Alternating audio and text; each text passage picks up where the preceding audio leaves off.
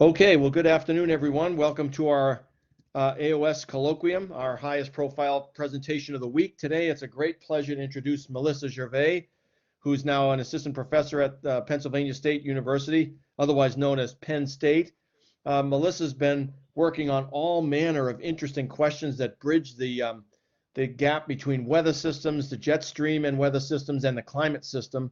And it isn't just the atmosphere, it's the ocean. She'll talk to us today about the ocean, the warming hole in the North Atlantic, but she's done all kinds of interesting work on Arctic air masses in a warmer world. We were talking about that earlier today. She uses really interesting and innovative tools in order to do the analysis that she does, including self-organizing maps and in very, very innovative ways. They're already innovative to begin with. It makes them even more innovative. And she's also, I'm going to brag, Melissa, you're going to hold it against me maybe, but I'm going to say it anyway. She went to McGill University and studied with John Jackham for her PhD. And in the course of that study, she ended up being the first person to use output from the CMIP 5, or maybe it was the CMIP 4 at the time, and actually calculate PV. And this is something that, people who use the CMIP suite of models don't often do. And so there's a whole new world that's about to be unleashed upon us as she continues to rev up on initiatives like that and taking looks at climate/weather systems questions from the with these great data sets.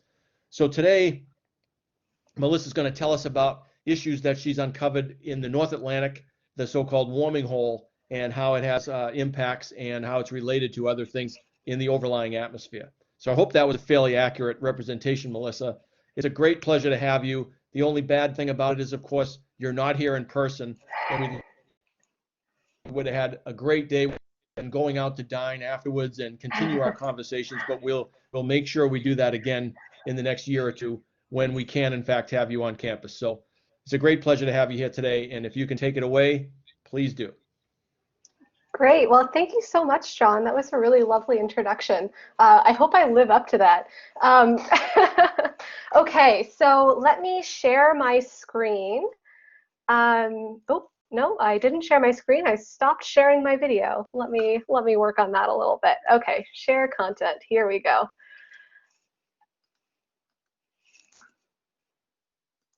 Okay. There we go. Now, can I get some confirmation from people that you can see my first slide, just to make sure we we're all can indeed see your slides now, Melissa. Great. We're all set. Wonderful. Okay. So, as John said, today I'm going to take you on a bit of a trip from the ocean to the atmosphere. We're going to talk about both the causes and the impacts of the North Atlantic warming hole. So hopefully there's a little bit in here for everybody. It's a little, there's some ocean, there's some atmosphere, there's some future climate, and then we also talk about things a little bit from a weather perspective. So we're covering a decent amount of ground here. I actually can't see any of you, which is abnormal when you're giving a talk. So I can't tell if you're giving me confused expressions or happy expressions or anything that's really going on. So I do have a chat open beside me, which I may or may not notice and actually see that you've sent me a message. But if there's any clarifications, please feel free to do that. And I'm happy to explain a little bit more, because it is a bit of an unusual format in this world that we live in right now. Oh, and also, as we get started, this is actually a photo I took aboard an ocean, aboard the USS NAWH between Iceland and Greenland. So this is actually a photo from Greenland back in my traveling days. Okay, so as we start here, so the first question you might ask yourself if you're not familiar is, what is the North Atlantic warming hole? So the North Atlantic warming hole is a deficit in projected SST increase within the subpolar gyre. Or at least this is how I am going to define it in this talk. So here at the bottom, we have in observations, the air SST observed trend in SST from 1920 to 2005.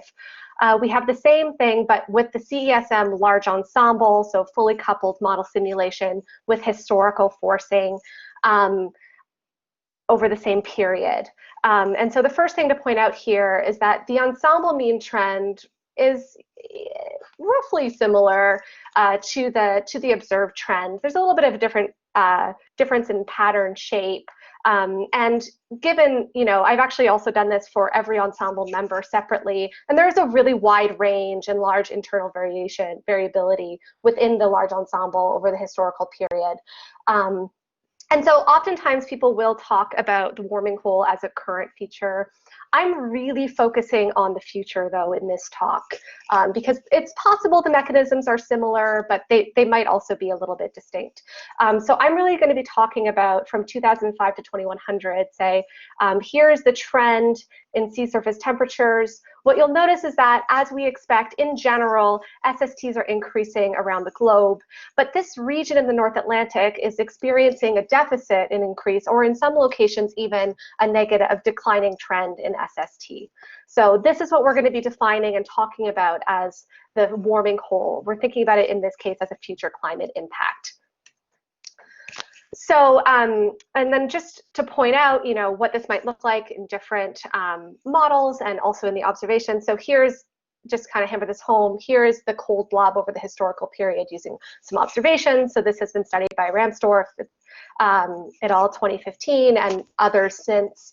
And here is just a flavor of how different CMIP5 models can have different warming holes. So this is a figure from Maneri and Wood, 2018, looking at future climate projections within the suite of CMIP5 models. So you'll see that, the location of the warming hole, the strength of the warming hole can change depending on the model that you're using. In this case, I'm using the CESM, which is over here, the CAM5. Although, actually, yeah, I think it's, I'm not sure which exact version this is, just because they're all in small format. But yeah, so I'm using the CESM model in this study. So in this talk, we're going to start with what causes the warming hole, and then just to give you a roadmap. So we're going to start with what is causing the warming hole within the ocean. Then we're going to move to how does it impact the atmosphere, looking at a mechanism through which it can modify the North Atlantic jet. And then we're going to talk a little bit about how it might impact daily weather patterns, or jet regimes in this case, using self-organizing maps. So that's kind of the trajectory that we're going to take today. So question one is, what causes the warming hole? So before we start, I just want to give us a little bit of a brief overview of what the North Atlantic ocean circulation looks like. This is a toy schematic from Buckley and Marshall 2016. So some features that are really important. We have a warm and salty Gulf Stream that's flowing northward. And then we have these regions of localized deep water formation where the salty water cools, becomes really dense and sinks. And then we have this deep western boundary current return flow at depth. And also, just to keep in the back of our minds, remember, higher salinity is associated with higher density, and lower temperature is associated with higher density in the ocean. So warm and yeah, so just the temperature and salinity are both really important when it comes to the formation of deep water. Okay, so just a little bit of background. So in general, the Atlantic, and I should say all of this, northward branch and then returning branch, this is all part of the North Atlantic overturning circulation. So the Atlantic meridional overturning circulation is projected to decline in the future. This has been shown in numerous studies and in many models.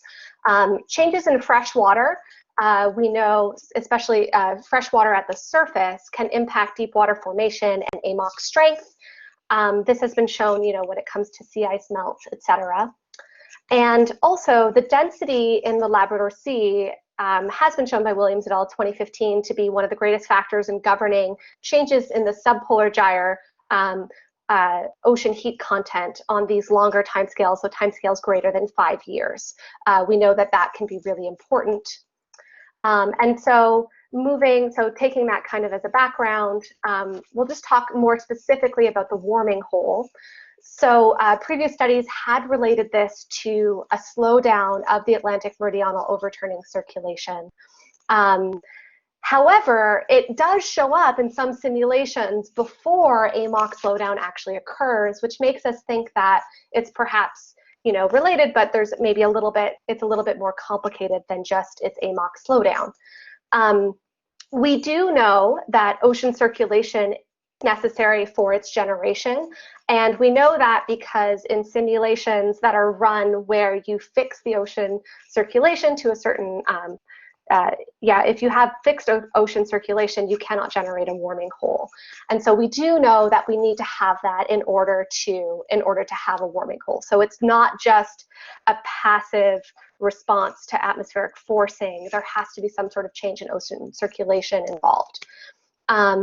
We also know that freshwater hosing, so freshwater hosing experiments are where when you add a perturbation that you basically you dump a bunch of fresh water in the subpolar gyre, and we know that when that is done in a model, that it does produce a broad cooling in the North Atlantic. So all of these things are kind of showing us that, okay, the ocean circulation is important and freshwater is likely important. And this, by the way, this is the result from Willings et al. 2012, where they did impose freshwater. It's a freshwater hosing experiment, and so there is this cooling associated with this freshwater hosing, a very broad cooling. So our goal in this study, which came out in 2018, was to obtain a better understanding of some of the local processes involved in producing the North Atlantic warming hole. So trying to understand the mechanisms through which this is really happening within the CESM future climate model simulations. So in this study, I'm just taking the CESM fully coupled model experiments and using the output and just analyzing that output. So this has an interactive ocean, atmosphere, sea ice, and land. We're looking at the period from 2006 to 2100, and then this is the most aggressive forcing scenario, the RCP 8.5. What's great about the large ensemble is that we have 30 ensemble members. This is really important because it provides us with a range of the internal variability in the system. So this is a really useful tool. Okay, so the first step here is looking at freshwater. So this is, I call it a pseudo freshwater budget because it's not closed. But what we did was we looked at freshwater coming through these Arctic gates, through the Fram Strait and the Canadian Arctic Archipelago. Also river runoff anywhere that's touching kind of the edge of this box here. And precipitation minus evaporation anywhere in this region here. So the sides are not closed. And sort of the main points to get across in this analysis is that over time, so this is from 1920 all the way out to 2100, we see an increase in freshwater flux from the Arctic into the subpolar gyre through both the Fram Strait and the Canadian Arctic Archipelago. And I'm not showing it here, but with melting sea ice, we have a significant freshening in the Arctic Ocean, and that's where that's what's resulting in this increased transport of fresh water. We do see an increase in river runoff, although it's arguably smaller than it's much smaller than the transport. And we find that there's very little impact of precipitation minus evaporation over this region. Yeah, you can see some sort of larger timescale variability, but there's very little mean increase, or none actually. So we do have a way in which we are freshening, and mostly through transport from these straits. Okay, so what does this freshwater do? So here I'm just taking a couple of vertical profiles in the ocean. So this is the surface down to 2,000 meters in depth. And the colored lines here, we have different decades. So I'm looking at the 2010s, the 2050s, and the 2090s as an average. And this is all in the winter time, although I didn't write that anywhere. And so at these two different locations, the red star here in the Labrador Sea is the red line. And so what I want you to notice is that first of all, there's a large surface freshening that's happening. So we can see that over time we go from having, saltier water to having fresher surface waters in the Labrador Sea as well as in the center of the warming hole. And this is associated with a decrease in the density. So we can see our density increase as well at the surface with time. And then in addition to that, we can also see that we have a small surface cooling that's occurring and an increase in heat storage at depth. So in general, so say in 2010, you can see that the profile has a little bit, warmer waters underlying cooler surface waters in this region. And so when you have a reduced deep convection, that can get amplified. So you have your surface is colder and fresher, and you're at depth, it becomes warmer and saltier. Okay, so now looking at a few trends over the 2010 to 2099 period, here we have a decrease, a surface freshening within the subpolar gyre. So we can see that, we saw this as a profile earlier, but now we're seeing it as a spatial pattern. So at the surface, we have surface freshening. We also find, so this is the sea surface height here, and we also find this increase in sea surface height kind of just east of Labrador. And so you'll see that there's a geostrophic flow around this anomalous, this trend in sea surface heights. And then finally, here we have our sea surface temperatures. And so two kind of key facts to notice are that we have, so in general, we have, colder SSTs relative to what would have happened. It's a reduced warming. And we have transport, an increased transport here. So the surface currents are in the arrows. So we have an increased transport of this colder Labrador surface waters into the center of the subpolar gyre following this geostrophic flow. And then we have a North Atlantic current here. So normally that's coming, upwards in this direction. So we see a negative trend. And so that's part of the North Atlantic current becoming more zonal over time. Okay, so now just looking at a couple of specific measures.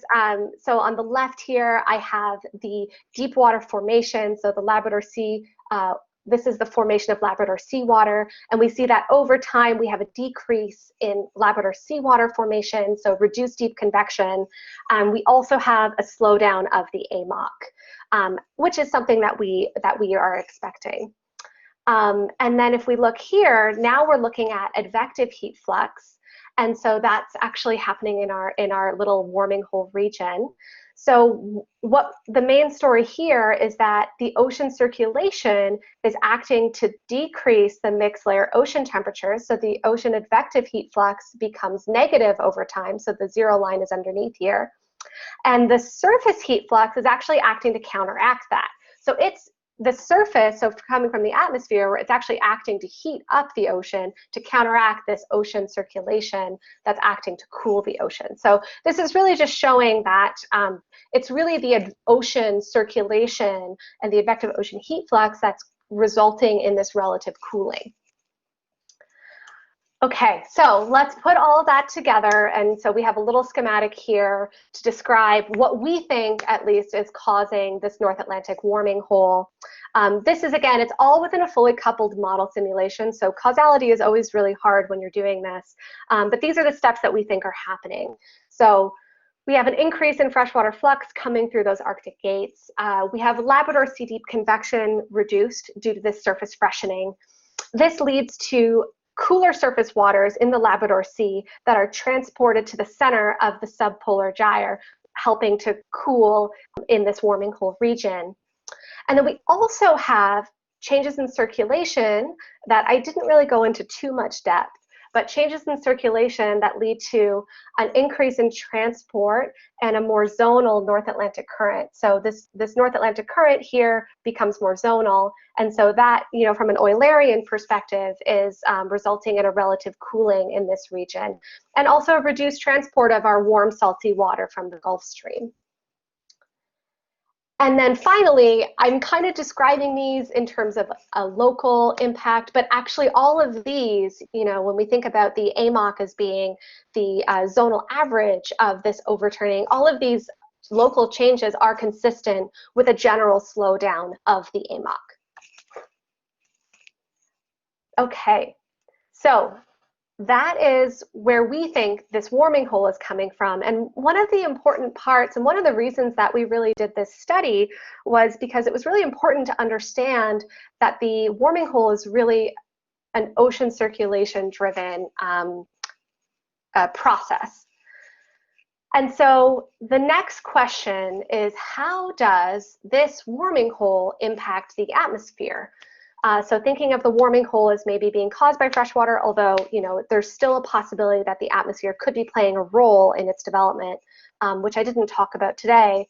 But regardless, how does the development of a warming hole impact the atmosphere? So now we're going to delve into model land. Oh, actually, first we'll talk a little bit about previous work. So when trying to address this question, what we did is we took some clues from studies that have looked at interannual variability. So studies in the past have looked at how SST anomalies and gradients could impact atmospheric circulation. Kushner et al., who's actually one of my co-authors on this paper, did a review paper on this. And they found that for internal variability, actually, the response was quite small. The response was quite small compared to the variability within the system. I'm going to show you that for the warming hole situation, that's not true. It's actually going to be quite large. There have also been numerous studies that have looked at the impact of SST anomalies or gradients and how they can impact atmospheric circulation.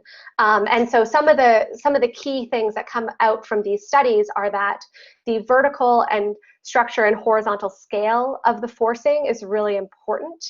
The background state, so the season in which your SST anomalies are provided, is important for determining the atmospheric response.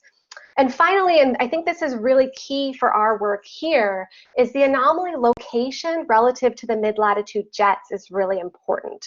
So one thing I'll point out in this study is that where the warming hole is occurring, it's acting to cool where the ocean is already cool, where there's already a large baroclinic zone where you have warmer SSTs in the subtropical gyre and colder SSTs in the subpolar gyre. So you're really amplifying this temperature gradient that already exists. And so that's going to actually be really key, I think, to why the warming hole is important and why it can have a large impact.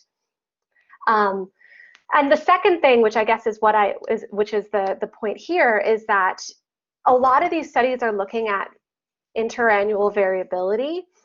This warming hole exists for a long period of time. So this is a mean climate. You can think about this as changes in the mean climatology over time. So this is a very prolonged nature. And so we can expect that its impact is a lot more notable because of how long the forcing is there. Okay, so there have been other studies who have looked at this question in different ways and tried to understand, SSTs, response to SSTs in this general region. And they've shown mixed results. So Woolings et al. 2012 showed a robust impact on the storm track. Magnus Dottir found a smaller impact. Siasto and Harvey also found really small impacts. But one of the things that all of these other studies had in common were that the locations where they were imposing the anomalies, that they either mixed the base state. So it would either be an observed base state with a modeled anomaly, or a modeled base state. And then anomalies from, an ensemble mean from different models. So I guess my point is that in all of these studies, they weren't being forced where the largest SST gradients necessarily were. And so they weren't necessarily getting where that that really large temperature gradient that we do in this study. And I think that that's the key, whereas Woolings et al. Was a freshwater hosting experiment, so it was self-consistent in that way, and they did get a large response. And then also really important to this conversation is, because we're going to look at the impact on the North Atlantic jet, is that future climate projections do indicate a modest poleward shift and eastward extension of the North Atlantic jet. But there's actually a very large amount of variety between the models in terms of how strong this is and whether or not it's happening. And also, kind of the dominant viewpoint on changes in the jet and the storm track are that you can describe it as a tug of war between the impacts of tropical convection and Arctic amplification. So with tropical convection, or an expansion of the Hadley cell acting to push the jet poleward, whereas Arctic amplification is acting to push it equatorward. So we argue in this study that the warming hole, especially over the North Atlantic, might actually be an important third factor that we need to consider. And this could actually be important in terms of understanding the variability between these different future climate model projections. Because as we saw earlier, they all have slightly different North Atlantic warming holes. Okay, so let's get to the experimental setup. So the goal here was to keep our simulations as close as possible to a fully coupled model as I could, but also isolate the impact of the warming hole. So what I did was I ran my own model, my own large ensemble with the community atmosphere model, so just the atmosphere and land configuration with 25 ensemble members. And the sea ice and the SST were prescribed from CESM simulations, from the fully coupled simulations. And these were, prescribed, so there were 25 different, boundary conditions. There were 7 experiments over three time intervals, 3 experiment types, and 2 types of modifications. So there's control experiments that are just you just give it the fully coupled SSTs, filled experiments where I filled in the warming hole, and deepened experiments where I deepened the warming hole. And so filling and deepening, that was done by creating these fill patches that were seasonally varying. So they vary throughout the year, as does the warming hole. So I computed the difference in sea surface temperature of 2050s and the 2090s, between either the 2050s or the 2090s and the 2010s. And in general, we see a 1 Celsius increase between the 2010s and the 2050s, averaged over the North Atlantic, and 2 degrees in the 2090s. And so anywhere where the SST difference was less than 1 Celsius, we took the absolute value of that, and that becomes our fill patch. And then I smoothed the edges by linearly interpolating, so we didn't have any spurious gradients. And this is just an example of what the 1K fill patch looks like from March 1st. And so if we look here, this is just a cross section to kind of show you what that looks like in terms of SST gradients. So we can see how in the gray we have our control simulations here. So you can see that in general we have this increase in temperature by about 1K for each of these periods. But the warming hole, it remains about the same temperature. So that's, a big increase in the temperature gradient because of the warming hole.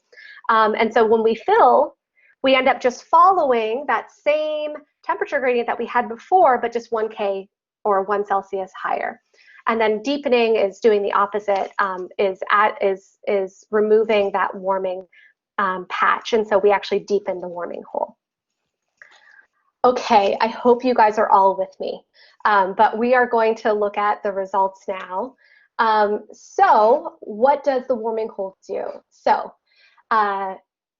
this is all the control 50 minus the 1K fill. So this is the impact in the 2050s. And so we can see that we have a reduction in turbulent heat flux right over the warming hole. So that's associated with the cold SSTs. So we cool our SSTs so we have less heat flux. Then we have an increase just downstream as the cold air mass travels over the slightly warmer water. There's a sea level pressure response that roughly resembles an NAO. It's equivalent barotropic with associated, 500 hectopascal height anomalies. And maybe the star here is that there's a northward shift and elongation of the North Atlantic jet. So this is the wind speeds on the dynamic tropopause here. And then here I'm showing the horizontal E vector at 200 hectopascals, and here in the arrows, and then in color I have the V prime T prime at 850. So that's giving us an idea of the eddy impact. So we have an increase in baroclinicity here from the SST gradient, and that's resulting in an increase in baroclinic eddy activity, and that feeds into the jet and helps to elongate and strengthen the North Atlantic jet. So yeah, so there's two main mechanisms. I just kind of described the one on the right.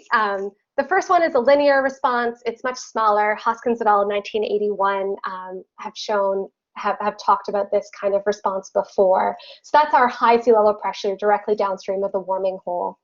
But the star of this is actually this eddy mean feedback response. So we have an increased baroclinicity along the SST gradient.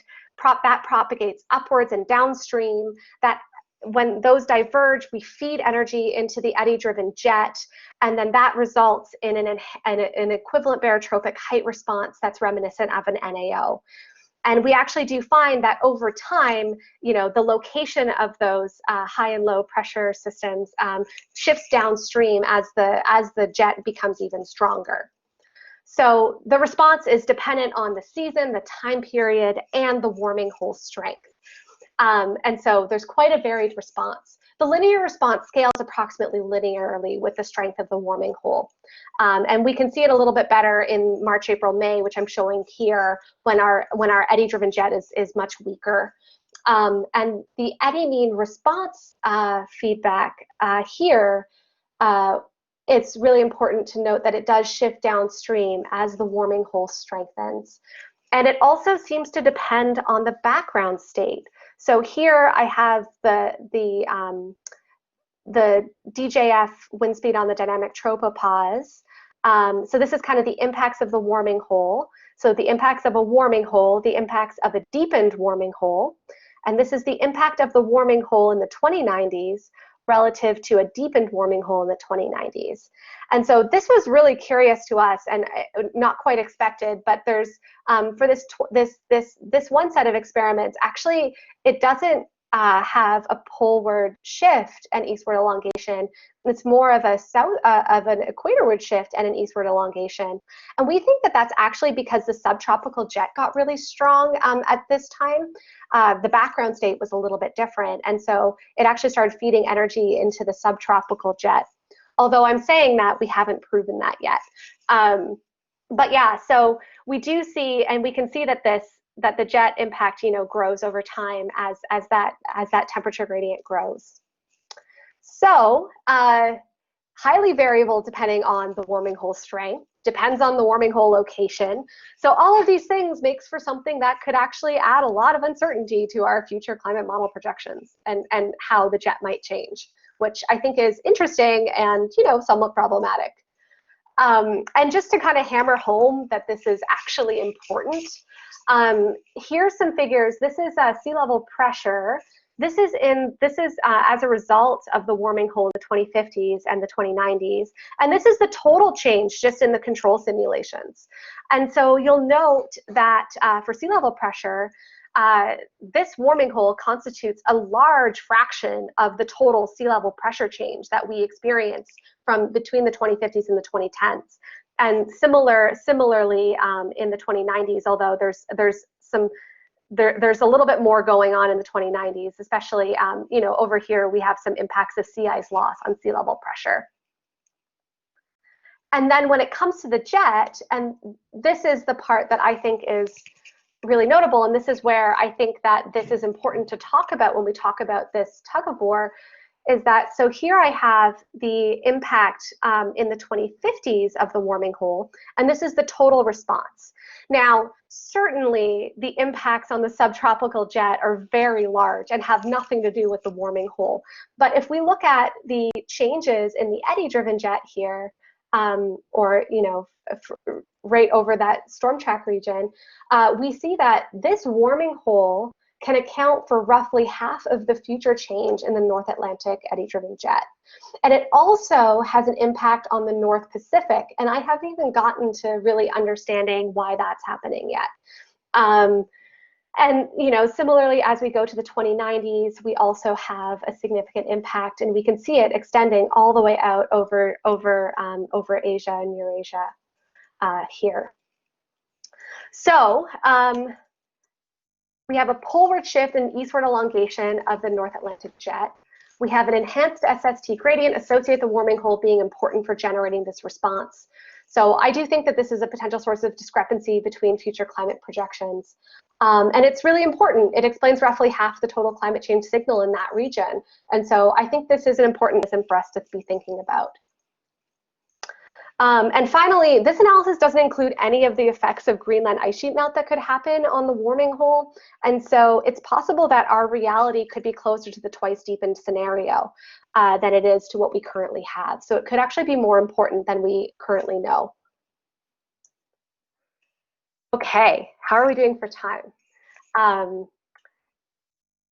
Now that we've understood the mean impacts, we're going to start to talk a little bit about how it impacts daily weather patterns.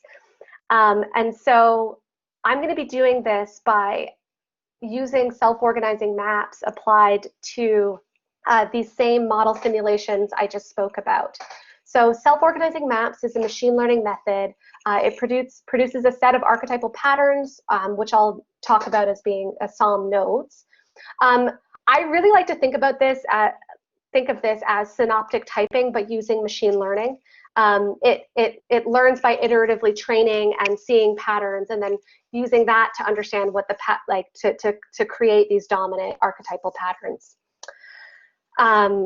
So it allows us to both identify the dominant patterns of variability, and also we can look at how they differ between experiments. And that's one of the, I think, the key things that we did in this study was look at how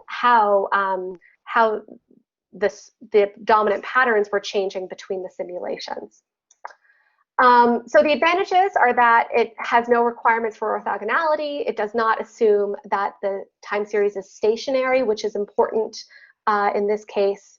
And it's unlike some other methods, it does organize so that similar patterns are grouped together. And I think that that can be a real strength when we're interpreting. The disadvantages are that there are a large number of free parameters, especially the SOM size. That's probably the biggest thing we have to figure out. And so there's a little bit of subjectivity there, although I will always argue that something that's more physical is better than something that's purely objective, but unphysical. There's also a larger number of archetypal patterns that you create. And so that can make things a little challenging for interpretation, just because it's hard to, have that many patterns in your papers. But regardless, it does, as a result, identify a lot of different modes of variability. So I'm going to walk through this fairly quickly, but I want to give you some sense of how this method works.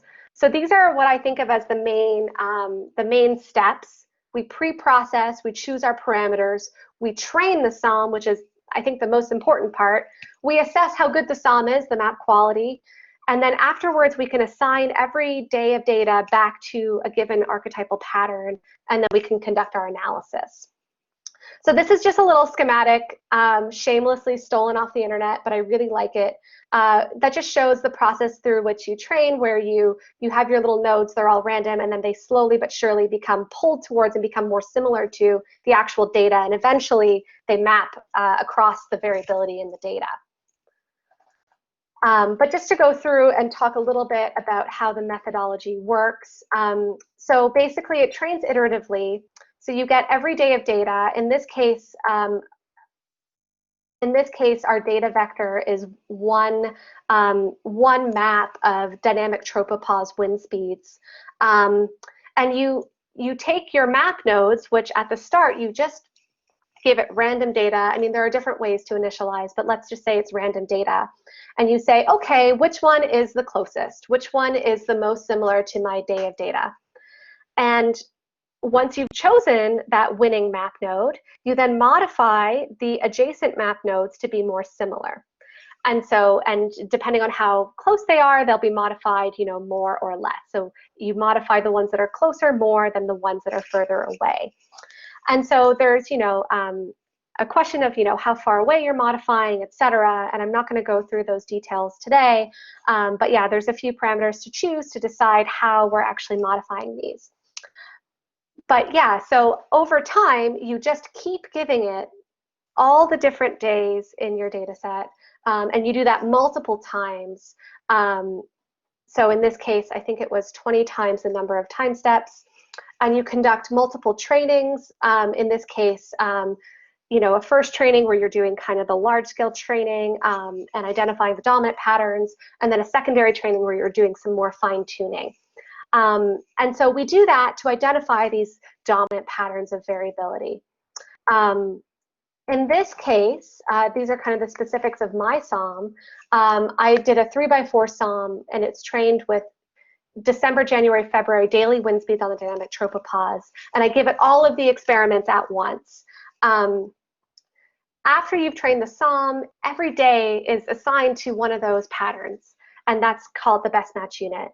And then we look at composites of, days associated with each of these map nodes. So we can look at, different meteorological fields, et cetera. So we can say, what is the pattern associated with that? And we can also look at how often they occur. So that's the best match unit frequency. So that just tells us, this pattern happens 10% of the time. And so we have a sense of how common it is. So here is my SOM.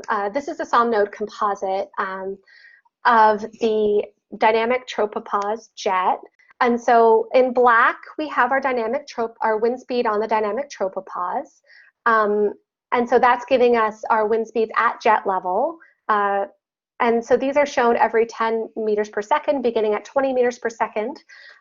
In color, I have the precipitation anomaly. Because I was really interested in this study and looking at the sensible weather impacts. So I have precipitation and color, and then in the contours we have surface temperature anomalies. So red is warmer surface temperatures, blue is colder surface temperatures. And so what we can see here is how features like how when we have increased precipitation within, associated with the storm track along the jet, and we have higher precipitation where the jet is hitting Europe, for example. So this is giving us a sense of what the basic weather patterns look like. And this also gives us a sense of, what are the different jet regimes that we have over North America.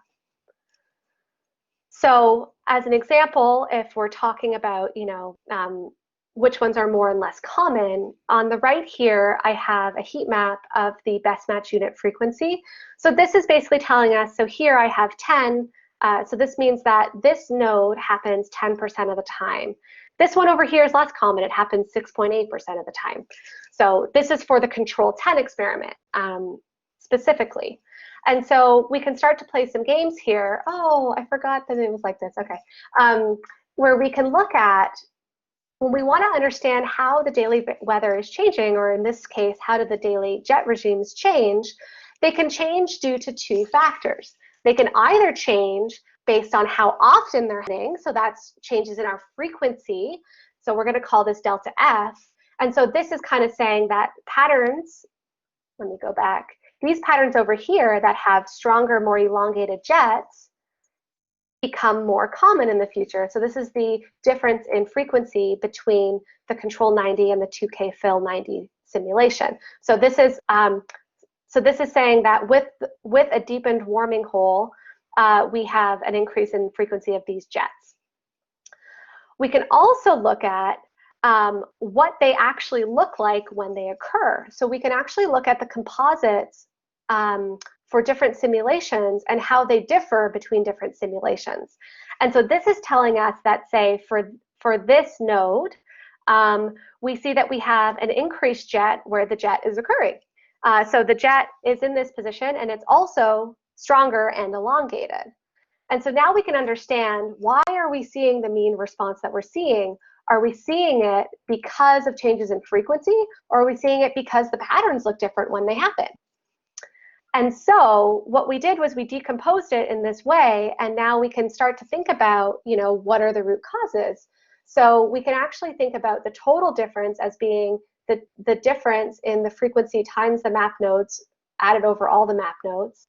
And we can identify them as being caused by changes in the frequency, where this delta S times S average is the difference in frequency times the average node composite and summed over all the nodes. I'm sorry, this is getting really complicated, but basically my point here is that we can look at the impact of change in frequency versus the impact of the change in pattern. So the average frequency times the change in pattern.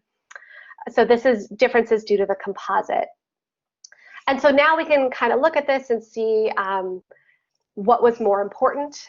So here, first of all, this is the total difference between my simulations, and this is the total difference, decomposed using the SOM composites. And so you can see that these are really similar. So basically, proof that we can do this sort of decomposition. This was not the result I was expecting. Going into this, I thought that change in frequency was going to be the most important thing. And that's actually the reason why I did this entire analysis. Normally we think about, oh, well, just these patterns become more common or less common. And this is what I expected to happen, which is that, when this pattern becomes more common, we have an increase in precipitation, where that jet is happening. And that does happen, but actually the change in pattern turns out to be more important when it comes to precipitation. And, in hindsight, this is actually, it makes sense. It's where we have our warming hole, where we have colder SSTs, we have a suppression of precipitation over that because we have a more stable atmosphere. And we have an increase, just downstream, where we have warmer SSTs and we have cold air moving over top of our warmer SSTs. And so this makes a lot of sense that we have suppression here and an increase, just downstream. But yeah, it turns out that actually, in this case, the change in pattern was more important than the change in the frequency. And so we can see that in terms of precipitation. And then also, I didn't mention this, the jet is what we have in our contours here.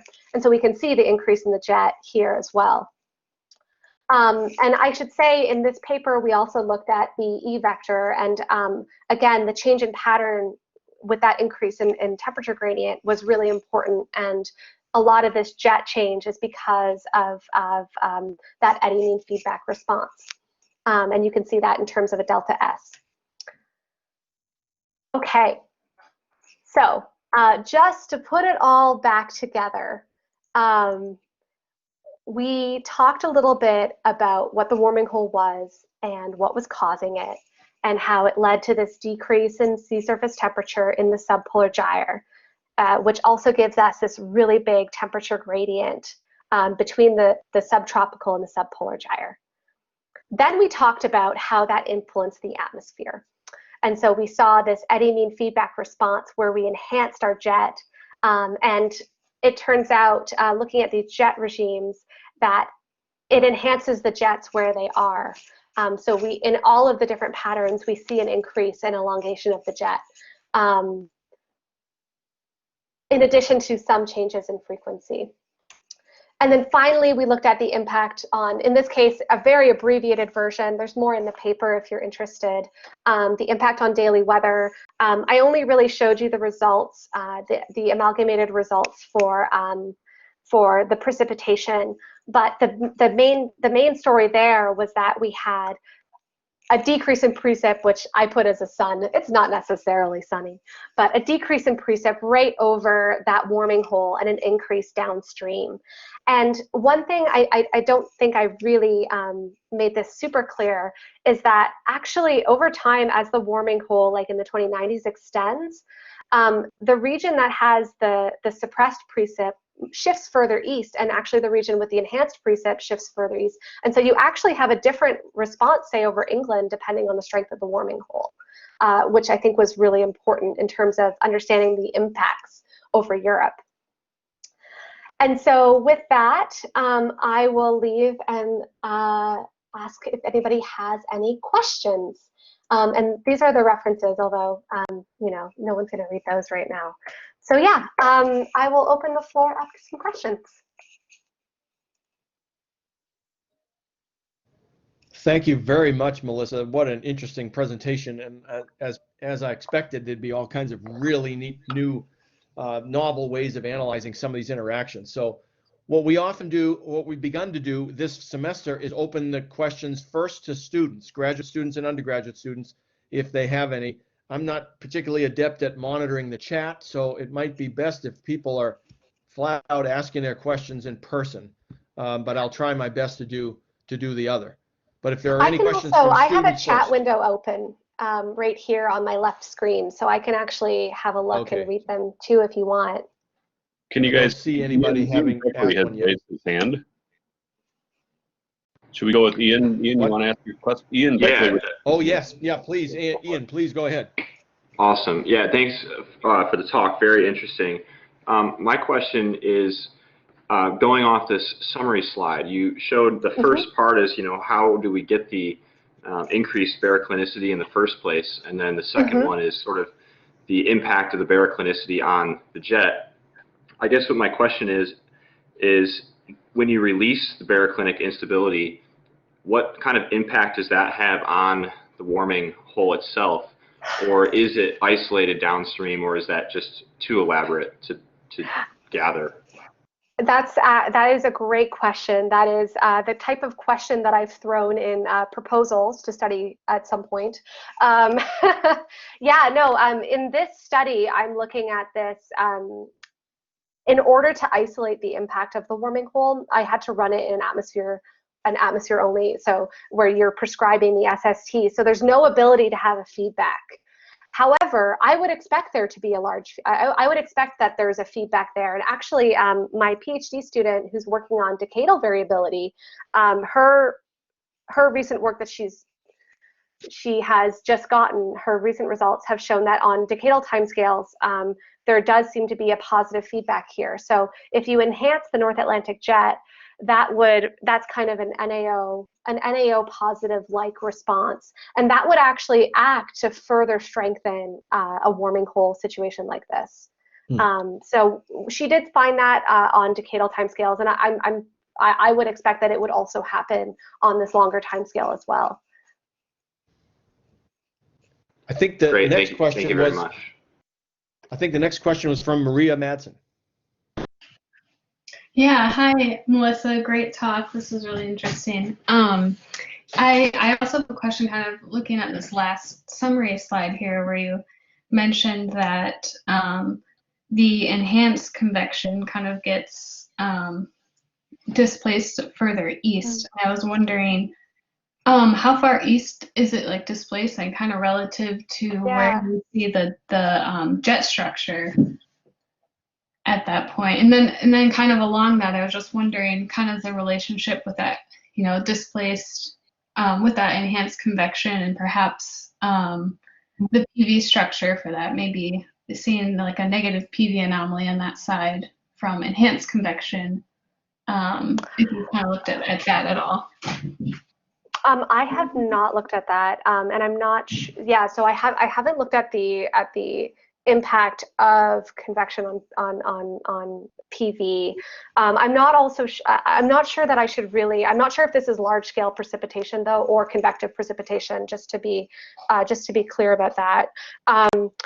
In terms of the shifts over time, I think England is maybe the best reference we have. So over here, our line where we have decreased precip versus increased precip is happening well west of the continent. And then over time, so here it's when you twice deepen the warming hole has expanded a little bit. And then here we can see that England is actually within that drying region. So just to give you a sense of how far east-west that kind of line can go. And that is completely tied. I haven't shown it here. The warming hole does extend further east over time as it gets larger. And so, yeah, so you can see that if you're in England at the start, the impact of the warming hole is to increase your precip, and at the end of the 21st century, it's to decrease your precip. Okay.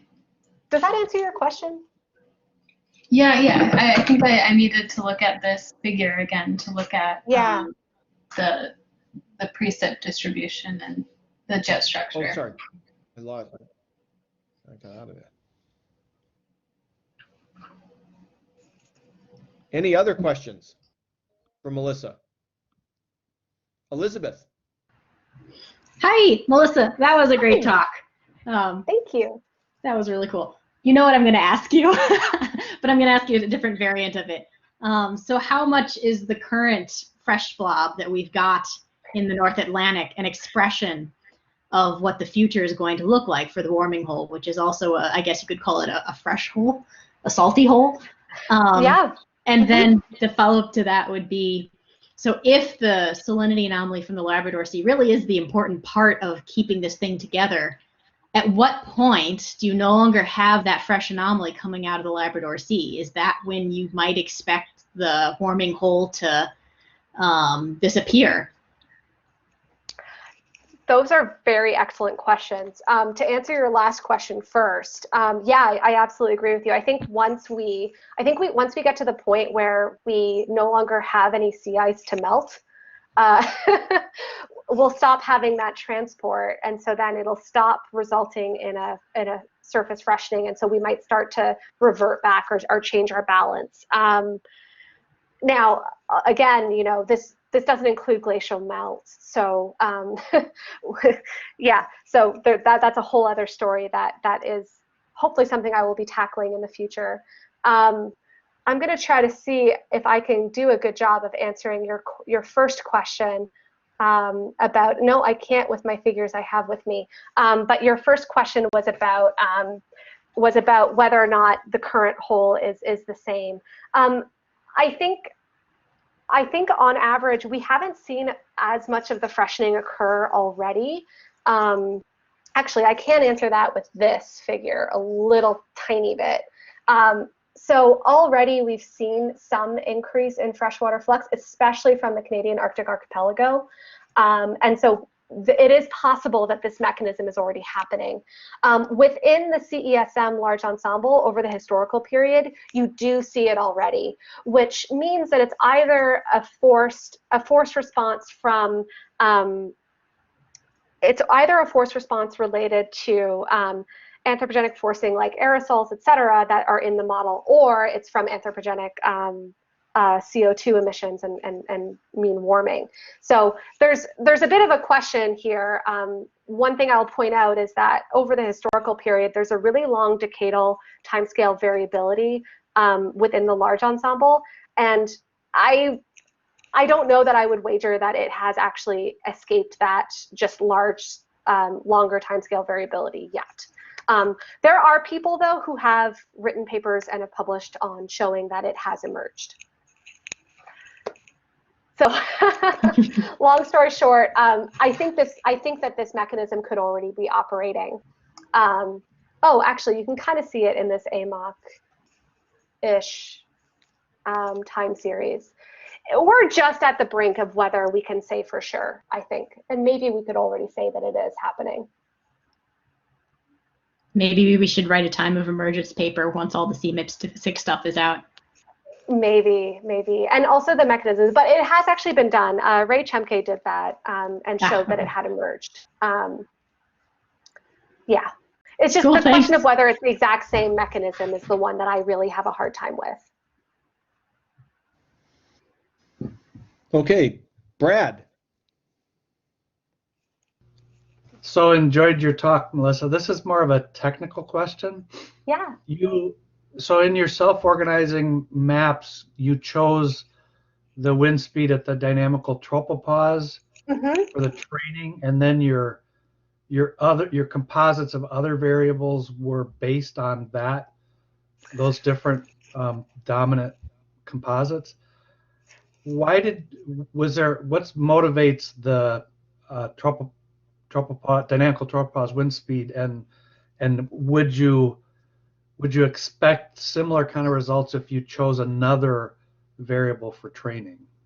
Yeah, no, that's a great question. I actually, I did this work on multiple variables at different times.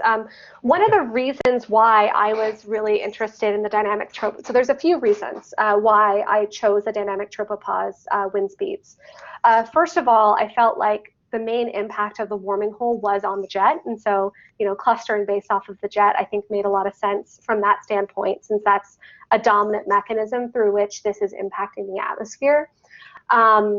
It is also a metric that if there's ever, so here we're spanning from 2010 all the way out to 2090. Over time, we see a raising of the tropopause, but the dynamic tropopause is going to move with that increase in tropopause. So if we choose the dynamic tropopause to cluster on, we're always getting the jet where the jet lives. And so Right. I think that makes it a great metric. Over something like if I chose Z500, say, the location, the height of Z500 would be changing over time. And so then you have to it sort of complicates your picture, because you have to think about, well, how is the mean also changing? Whereas the dynamic tropopause, that is going to be raising and lowering with mean warming. I also would have did strongly consider sea level pressure for a kind of a similar argument, in that we're not fundamentally changing the amount of mass in the atmosphere. So that seems like a great thing to cluster on. That didn't turn out to be really what I wanted to do, because this had such a large imprint on sea level pressure right above the warming hole. It's not as useful for understanding changes in atmospheric variability, because that's what it's going to dominantly pick up. So it turned out that the dynamic tropopause wind speed was useful for just a variety of reasons. Okay, so I guess you're saying that it's really that you wanted to follow the jet core and look for its either enhancement or displacement. Exactly. Okay. And it's also a really good indicator of what the atmospheric, what the variability response. pattern is. Yeah, okay, thank you. Yeah. Any other questions for Melissa?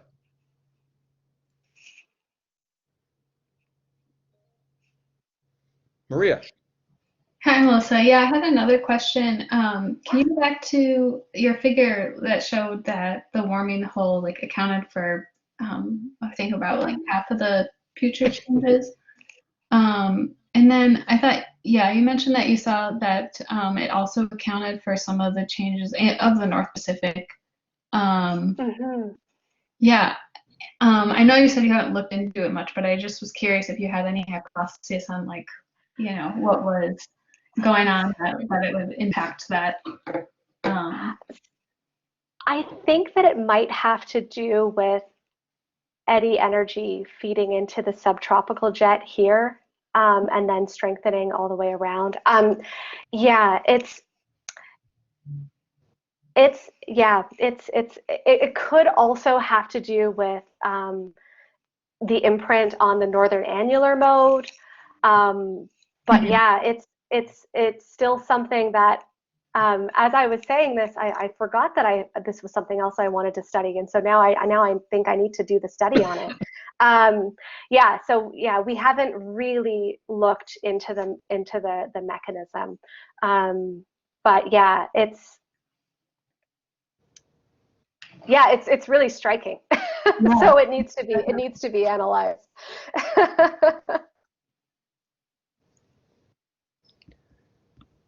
Any other questions for our indomitable speaker?